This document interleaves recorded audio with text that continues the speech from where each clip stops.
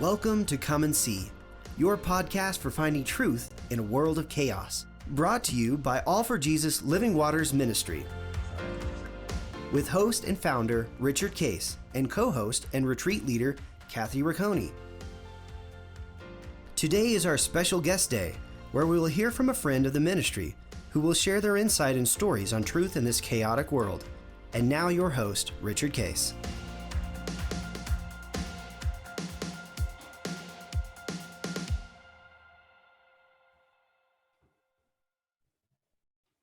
Well, welcome everybody to Guest Thursday. We're very excited.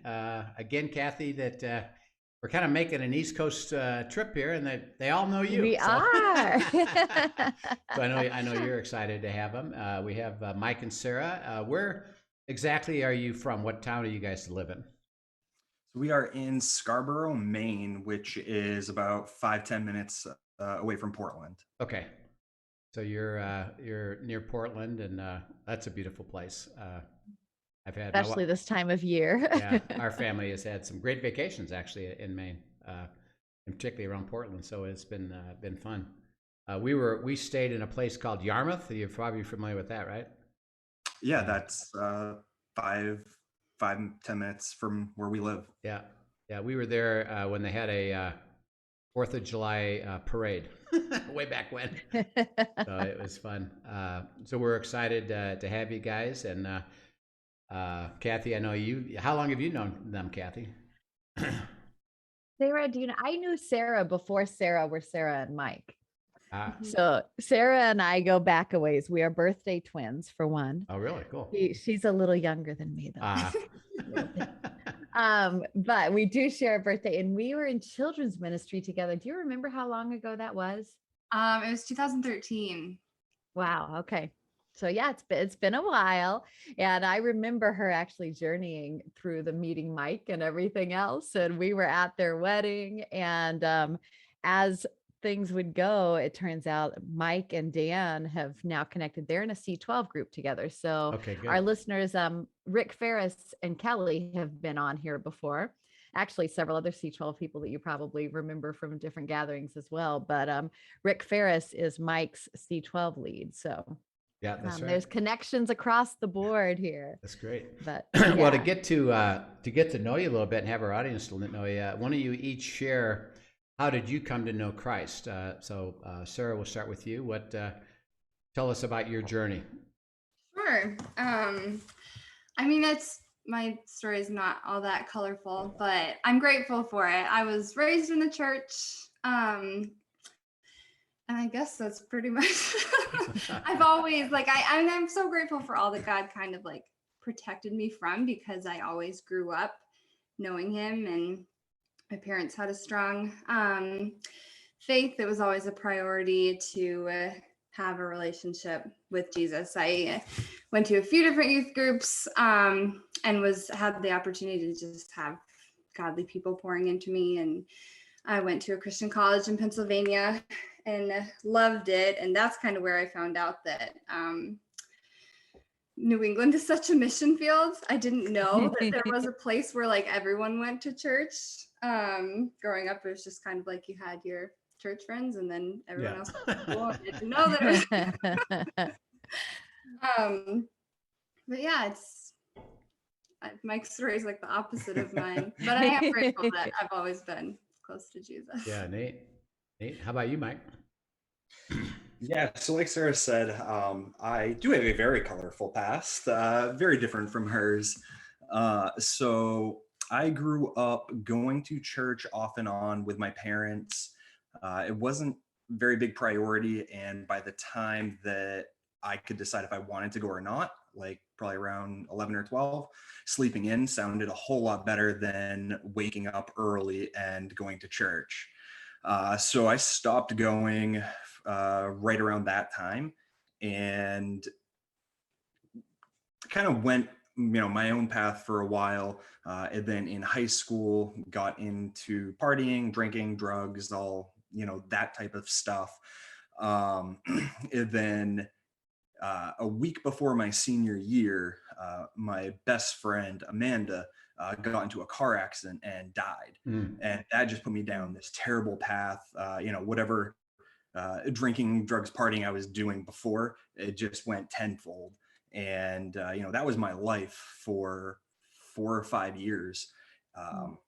But I really vividly remember a couple of things. My routine would be work, get out of work around 9:30 or 10 at night, drive over to my friend's house, have a couple of beers, smoke, come home. At the end of the night, I would sit on the porch listening to music. And it got to this point where I just felt empty inside. And I had a little bit of the faith background, but I would sit outside before I went in at the end of the night, listen to music, and just say, God, if you are real, show me. Like, just show me. I prayed that prayer, I would say, about a year straight before anything really happened. One of my best friends growing up, I went over to his house one time. He had a Bible on his table. And this was someone that I grew up with, partying and doing that side of things with. And he said, hey, I'm not one of those weird Christian people. I'm not going to throw the Bible at you, but just know if you come over, uninvited, just on the spur of the moment, I might have the Bible open and I might be reading it, but I'm still the same person. Yeah. And that didn't really, it was like, okay, that's fine. Nothing really happened there. And I remember there was a evening that I was standing in front of the mirror and I was just just broken. And I was just staring at myself and just saying, like, who are you? What are you doing in life? And I just felt this, they said the God-sized hole, right? I felt that and I didn't really know what to do with it. And so again, I was staying up and praying, God, reveal yourself. And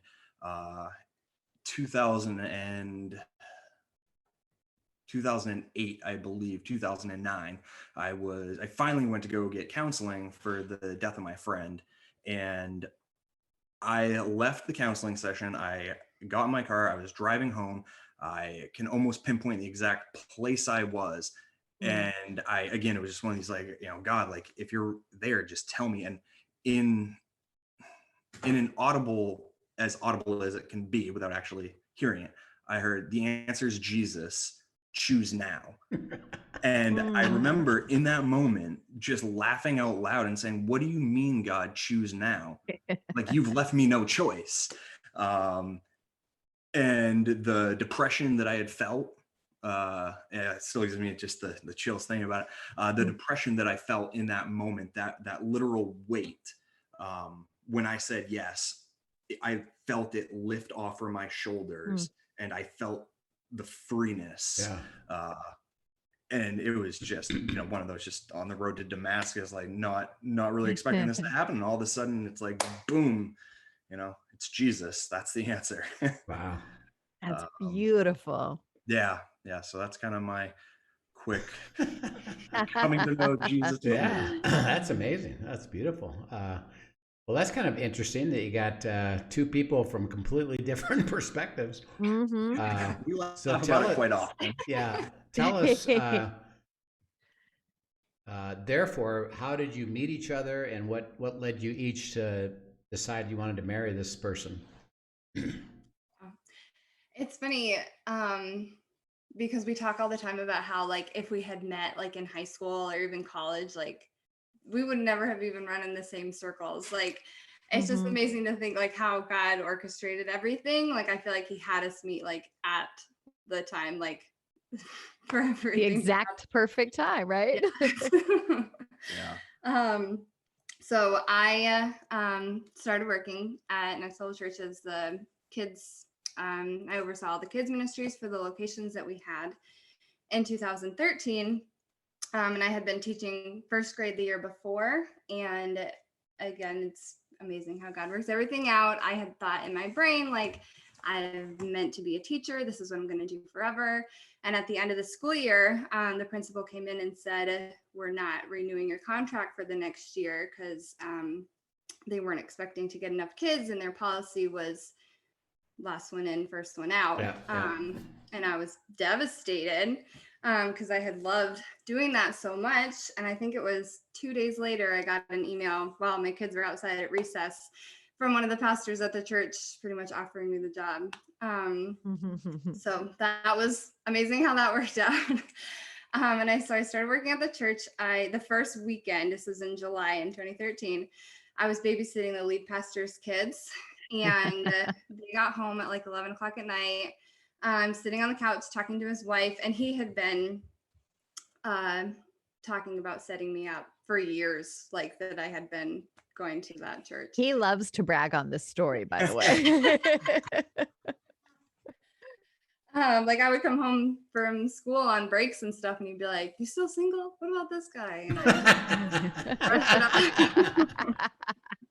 And so, like, my side of things up until that point was I knew Pastor Josh because they had launched in Portland, and that was actually the very first church I attended. I did my own Bible study for about a year after I came to know Christ, but I never could find a good church that kind of fit. And so the next level came to Portland, and I started just getting really involved in there. And so I got to know Pastor Josh as they were building out one of their new buildings. And so it's a Friday night, 11 o'clock, and I'm sitting at home and I hear this ding ding on my phone. I pick it up, I look at it, and it's Pastor Josh. And similar to Sarah, he kept saying to me, like, you still single, Mikey? Are you still single? And so that was what the text said, is, Mikey, are you still single? And then I was like, yeah, like wondering where this is going. And he sends me a picture of Sarah sitting across the room because she was getting done babysitting. Yeah, I did not know that he took that picture. You could tell the picture was like he like had it down by his pocket. Yeah. Really sneaky about it. Yeah. Yeah. So they set us up to meet at a different pastor's house at a small group they were having the next week. And it was funny. People were like across the room taking pictures of us, orchestrated, so we were sitting next to each other, which now I'm grateful for those pictures. But he was like, okay, so we're being set up, like, we'll just call it what it is. Sarah made the most amazing cake balls. That was her way to get me, and I did do baking worked. in case he was the one. In case he was the one. Yeah. Great. And as you therefore met, what led you to continue to go deeper and commit to hey, I really want to marry this person? I mean, we definitely prayed about it a lot. I remember I didn't know he was doing it when he was doing it. But Mike fasted for 3 days and just prayed, like, God, is this it? And one thing that I loved, the pastor who set us up, when it was still first, like, are we dating or are we not? He said, he was like, what I love about you guys is that the two of you separately have been like it's not like dating someone who's not a Christian and they come to be a Christian because of the person they're dating.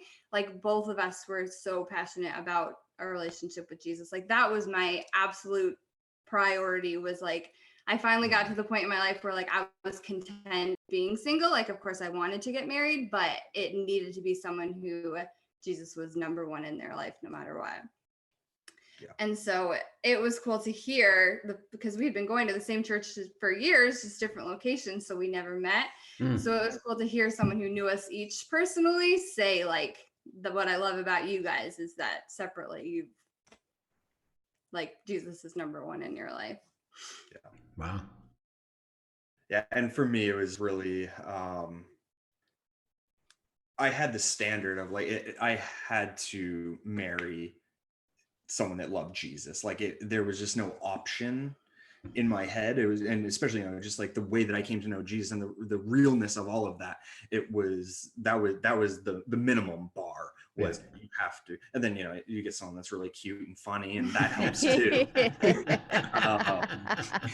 Yeah, that's always nice. Yeah. And how many months or years did you go together before you got married? Not long. We knew right off. Yeah, we dated. Well, we met for like a month and then dated for 5 months before we got engaged. And then we were engaged for 5 months before we got married. So we met and got married within a year. But we spent a lot of time together. Mike, in his business, he owns a restaurant delivery service. And so we would go drive around Portland out on orders for hours. And I mean, we didn't get sick of each other. So that was our first really good. It's a good sign. Yeah. No, I enjoy telling that story because my business at the time was a lot smaller than it is right now. And I was still in the phase of me doing everything. And it was my everything. I worked, 80, 90, 100 hours a week at this thing. And so the only time that we had off was the weekend mornings. I chose not to do breakfast or lunch delivery so I could have at least some time to myself.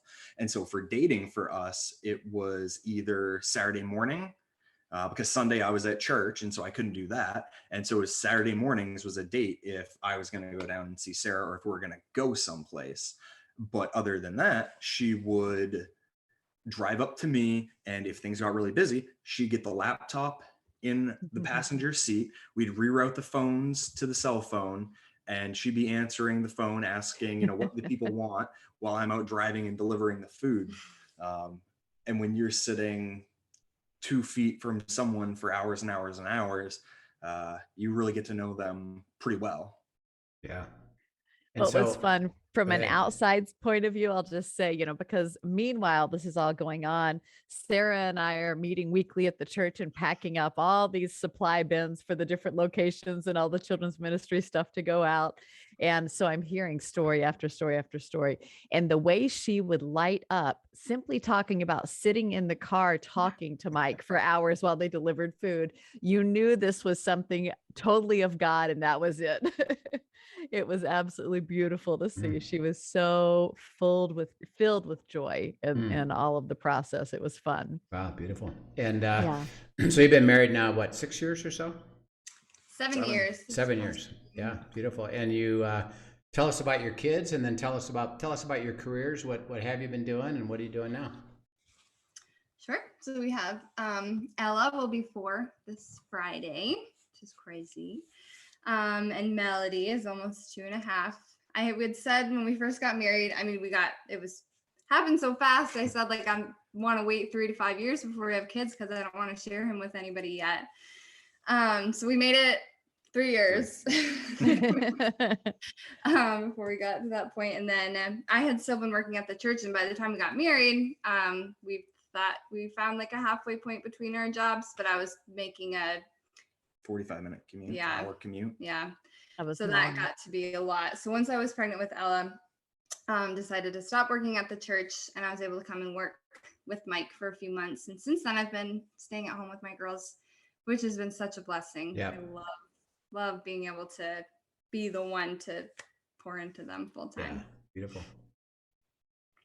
Mike, what are you doing? You described it a little bit, but tell us more about the so my company is called E129.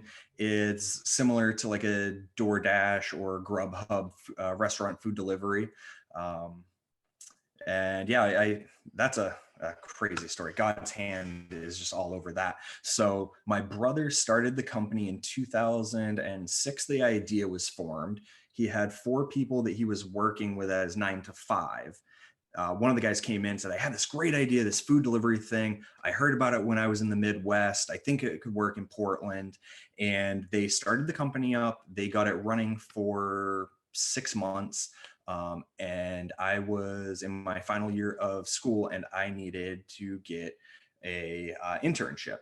And I was like, well, my brother and I have a good relationship, so I'm hoping I can get an A out of this. And so I did an internship with them, and I helped kind of start the company from kind of day one with them, walked it through.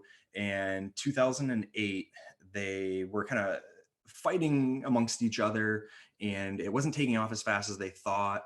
One of them actually got a little in trouble because he was doing the side work at his real job. They don't like and so they decided they were going to sell it. And didn't know what I wanted to do with my life, but I went to school for business, saw an opportunity, and so I bought it off from them in 2008. That was about a year and a half, 2 years before I came to know Jesus. And typical young, dumb 21-year-old thinking I own my own business, that means I can sit back and relax. No. Sitting back is not one thing that a new business can handle. Yeah, no. And then when the bills started coming in, I realized that real fast. Oh yeah, I gotta work. Yeah. And yeah, I mean, so that's where it kind of started. And one of the pivotal pieces that I give God just so much credit for is I remember I was sitting at church one day, they're getting ready to launch a new location, and the pastor was saying, we're taking an offering, for above and beyond the tithe. If some of you maybe can only do $5, some maybe 10, some 100. And he was like, maybe even some of you guys $1,000 you could give towards this. And God right then just like threw a dart right into my heart. And he was like, it's you. You're giving. And at that time, I think I had like $1,200 in my account. Wow. And I just wrestled with God for about a week saying, no, God, like, I can't do that. I can't do that. And every time he was like, yes, you can. Just trust me. Just trust me. And so the next week I wrote the check, I put it in, and just the company grew so fast after that. And the money that I gave, it probably would have taken me 2 months to recoup that. I think it took like 3 weeks. Wow. And then I had that and more. And that's just one of the examples where I really, really feel like God was saying, like, if you can give that, because it was so much proportionally to what you had, I know I can trust you with more. Like, you were willing to give virtually everything and obey me. Okay, now here's a blessing on the other side. Wow, beautiful. And then now the company has grown, and over the years, obviously COVID was not good for the world, but God just using it, and we took off, and everyone. It was for your business, right? Yeah, it was absolutely. You tell people that they can't go into restaurants, so they have to stay home. We took off a lot over the last year, and we have like 120 employees driving for us, and about 130 or so restaurants partnering with us right now. Great. Do you have any? Are you having any trouble getting people to drive for you? Not tremendous trouble. We could always use more, but we positioned ourselves really well. One of the things that we do differently than some of the other companies is all of our drivers are actual W-2 employees versus like a 1099. Yep. And so we're able to have more control over them, and they have to come into the office every day. And so we're able to see them and build a little bit of rapport with them and get to know them a little bit more. Whereas some of these other companies, it's just totally faceless, and you don't know who you're interacting with. And we're really able to work around people's schedules. We're really flexible with that. And so I'd say out of the like 120 drivers, we probably only have 20 that are doing more than like 25 or 30 hours. For a lot of them, it's just a really great part-time job. Yep. That's great. It's interesting. I know a lot about your business because me and my kids started a medical transportation business. We moved everything we called, but everything that didn't talk. So we didn't move any people, but we moved everything else for hospital systems. And we too took that position. Instead of having contractors, we had W-2 employees for the very same reason you did. And we built it from scratch in 2003 to a $45 million company in 2015, national. And we wound up selling it. But I can appreciate both the beauty of what you're doing, and as well as the challenges of what you're doing every day. So that's quite a thing. Well, as you are now in this position, married 6 years, you got this thriving business. Tell us about your abiding experience. What have you learned about abiding? How does that look like for you personally? And you maybe each can share that, and then we can talk about how are you receiving God's will, His decisions for this fantastic life that He's given you. Yeah. One thing that it was really cool that we abided on together was this house. That was really interesting. So we were in a 850 square foot apartment, and it was the two of us, and that was fine and great. And then Ella came, and got a lot smaller. But it was still manageable. And then Melody came, and now there's four of us in this really small apartment. And so I was losing my mind. I'm not cut out to share a room with the baby, and Ella's room was tiny and didn't want to make them share. And I'm crazy about like babies getting good sleep. So I was like, I have to be in a place with 3 bedrooms. I can't function here anymore. Yeah, and so we started looking and searching, where are the houses, what are some of the criteria that we want, and we found 2. Well, what happened was mine bottom line was just 3 bedrooms. I was like, I will be happy if we get another bedroom. And in the condo that Mike's brother had lived in, and we're really close with them, so it was like a complex with 5 different condos, and one of them was selling. And so we were like, that would be perfect. How cool would that be to live in the same building? It's God's will. Yeah, look at that. Yeah. And so the whole next, we had been saving, and the whole next day, Mike's running around getting money shuffled around. Mike's brother said we could borrow a very large amount of money so that we could make a cash offer on the condo. The very next day, we set up to go look. Mm-hmm. We made a cash offer, like 5,000 over asking or something. This was before everything went super crazy for where you have to do 100,000 more than over asking. So we thought that that would happen, and then it didn't. And we were like, I don't get it. They didn't give us a chance to offer more, and they offered it to somebody else. And the one that got it, he only offered, I want to say it was $7,000 over asking. And we were prepared to go probably 10 over. Yeah. But they never came back and asked. And so that one fell through. And then my brother's talking, he said, well, our other neighbor, she's thinking about moving, but she's not quite sure, but she's been looking. Maybe just go over and ask her, say, hey, we would like to buy your place, and see where that leads. And so I went over and had a conversation with her. And again, it was like, well, geez, this is God's will, right? And so she was like, that sounds great, Mike. I'd love to give it to you and Sarah. You guys have the kids. And so she started looking for houses, and we told her the number that we had in mind to give to her. And she said, that's fine. And so she had made a couple offers on some other houses, and they didn't work. And then, she was going to make an offer on a house. She really loved it, but it was $1,500 more than what we told her we were going to pay. And so come to find out, she was like, well, I was going to place an offer for it, but it was more than you guys said. And so I decided not to. And I'm pulling my hair. I'm like, if you would have it was $1,500, I would have found that. And by then I think someone else got it. Yeah. So it wouldn't have worked out at that point. And we're like, I don't understand why. And so so it's us trying to force all of this. And we weren't seeking God's will really in it. We tried to force another one where, again, we thought well, this has to be it. And I finally said, I think it was actually Dan, we were talking in one of the C12 groups, and, he was like, you need to really stop and pause and abide on this and really start seeking and asking God's will.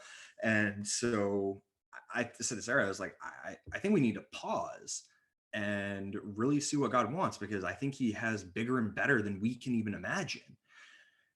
And so we stopped looking, or kind of aggressively looking, and I found this house, and it was outside of what our high price point was, but it hit all the marks. I mean, it was way more than what we had been looking at, but this town was dream. I've never heard anything bad about the school system here. And and all the other places we were looking at like 3 to 5 year plan. But with this place, we were like, can it work? Like, guess we'd have to get a loan, and we had finally gotten debt free before we had Ella, which we loved. So it was like that part kind of stinks, but this is like dream house. We're like, okay, God, like if this is it, that would be wonderful. And so came and saw it and put an offer in slightly above asking, and there was not really any other offers on the house, and we ended up getting it. But it was once we finally said, okay, God, like our hands are open, we're gonna stop forcing this, that he was like, okay, now all those things that you wanted, here you go. Yeah. And more, much more. Yeah, and more. Yeah. We'll be here 2 years this month. Yep. And we still say to each other all the time, like, do we really live here? Like, it still feels too good to be true. How did, as you went through that, how did you two process all that, and what did you learn? What did you learn through that? Because you said that, well, when you stopped trying so hard, then God spoke to you and God delivered. So describe that process through. How did that work for the two of you, and what happened with that? Well, when the doors kept being closed, it did force us to kind of step back and then say, like, okay, like, we know that God's got us. Like, if this isn't going to work out, he doesn't want it to work out. And if he doesn't want it to work out, we don't want it to work out. So just to be able to trust, like, he has a plan, he knows where he wants us, I want to know that plan now, but he's going to reveal that to us in his time. We're just going to trust. Yeah. And we've always had a really good rhythm of praying together very intentionally. When issues come up, kind of going together, seeking the answer, and then praying apart and seeking the answer. Yeah. That was something that, this is a little off track, but I mean, one of the reasons why I fell in love with Mike, and I don't think there's ever been a night that we've gone to sleep without praying together, like, ever. Like, even when we were dating, we would like FaceTime. And whenever either one of us has like something big going on, we're nervous about it, like, we'll call up each other and pray beforehand. We pray as a family before Mike goes to work. And so prayer has always been such a huge. Yeah. And one thing that has helped is going to the retreat with you guys, Kathy. And we loved having you guys there. that I still look back at that and think, like, that's a very pivotal moment, because we were intentional in praying and doing that, but coming to kind of the realization of the unity of it, and that if there's one spirit, that if we're both seeking the same thing, he's going to lead us to the same answer. And if we don't have peace about it together, then, we need to pause and kind of go take a step back.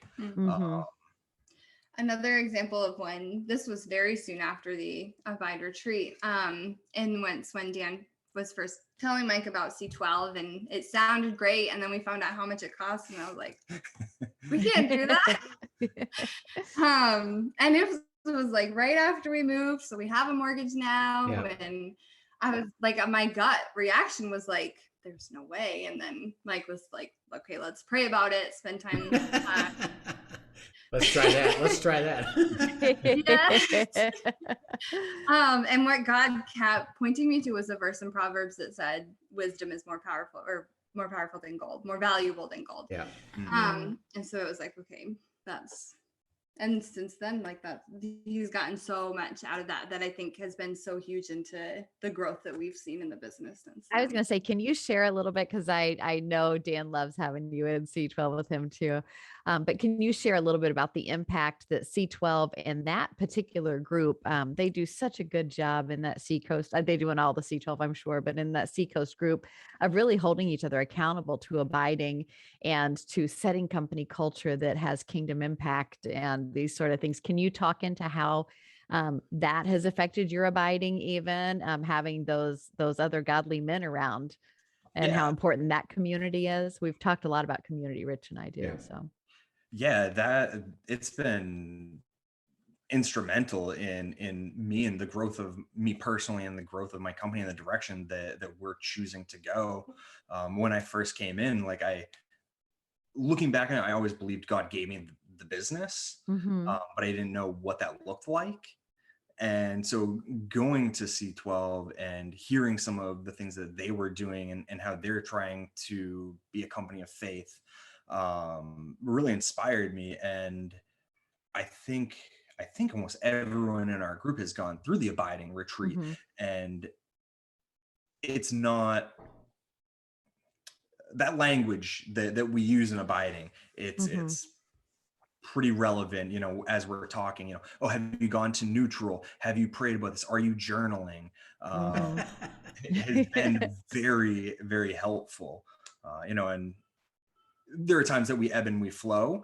Mhm, I was sharing with Dan like last month or the month before that I was and kind of am still in this season of like, I want more of a desire, and like I mm, want it, but I've been really, I say busy. You can never be too busy. God has to be the priority.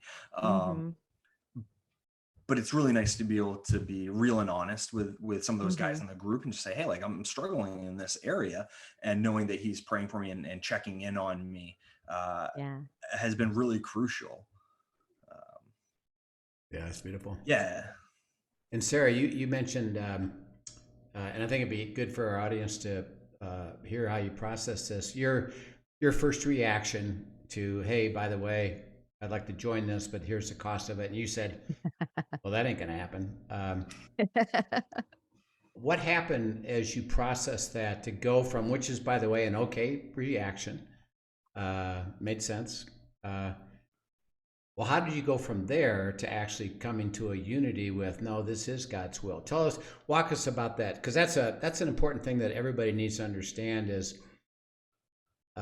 God's will and unity with God's will isn't, well, whatever the other person wants, I'll agree to it, and won't that Mhm, be a good idea? No, it's always out of integrity. What you think at the moment, letting, and you mentioned it, Mike, that ultimately going to neutrality and then receiving what God had to say. But how did that work for you, Sarah? Since you said, yeah, my first reaction was, kind of not. Right. Well, I mean, God is constantly teaching me to trust. Um, and something that I started doing a few years ago is first thing in the morning, I have a special alarm set for it. Before our 2 and 3-year-old get up. um, I spend 7 minutes just like focusing on what God wants to say to me. And this is something that I copied another friend of mine who she had been doing it for years. It's just spending 7 minutes to just listen. And I started writing down in my phone like what I feel like what God is saying to me. Yeah. And I feel like that was the biggest thing, was just trust and obey. And then we were fresh off the Abide retreat, and so like praying and journaling and writing, like, and I feel like God kept saying like wisdom is more valuable than gold, and that's like seek wisdom first, like, and he's gonna provide the rest. There's a devotional I was reading and it talked about how someone was speaking and they wrote trust on the bottom of one shoe and obey on the other. And I just I think about that all the time. Like, it's just every step of the way we just need to trust God and obey and know that he's going to take care of everything else. And I also think, like, I have a kids ministry background, and one of the bottom lines that we would teach kids all the time is God's got it. And just to have that faith that God is in control, he's going to take care of everything. Yeah. Yeah. And I think also looking back and saying, okay, we have this decision to make right now, but how did we get here?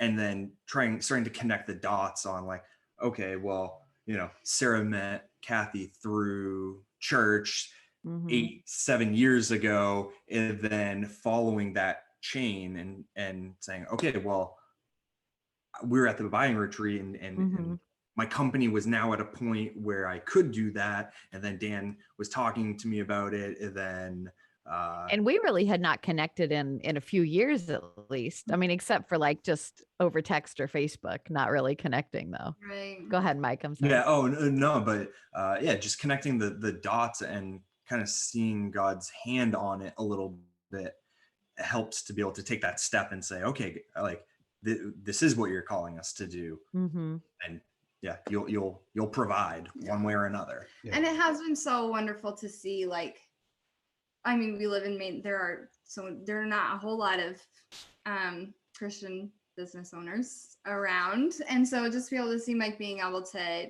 make those connections and have that support has been so huge. Yeah. And now he just met with the pastor a couple weeks ago at our church about starting to lead a business owner small group at church. Yeah. Yeah, that'd be cool. Oh, that's cool. And Mike, from your perspective, as you were, your first hearing was, no, I don't think this is a good idea. How did you keep that a safe place for her to share that and to process it through without saying, well, look, I want to do it, and I think we should do it, and it's God's will to do it? I mean, you could have, at this point, a lot of people could force their way through it, but it sounded like you approached it differently. How did you approach it? How did you walk through it to let God show you the truth? It's a good question. I think being right out of the Abide retreat helped. Yeah. Good timing. But I mean, honestly, I was nervous too. So it wasn't that I didn't have those same feelings, because I did, and I was a little scared on how we would make that happen, and not that it was like going to put us in the poorhouse or anything, but it was a lot of money at that just time. stress. Yeah. And so understanding where she was coming from, but knowing, just knowing that I truly believe that this is what God's call was, and that if that's what God is calling me, then I can just encourage her to continue to seek and continue to pursue, because I was very clear in what I heard. Yeah. Yeah. So and that's a beautiful explanation. I had to learn that too, that let your spouse pursue. You said seek, pursue, because we know something, and that is, well, God will get you the answer because of what you started out and saying, well, Holy Spirit's in both of us.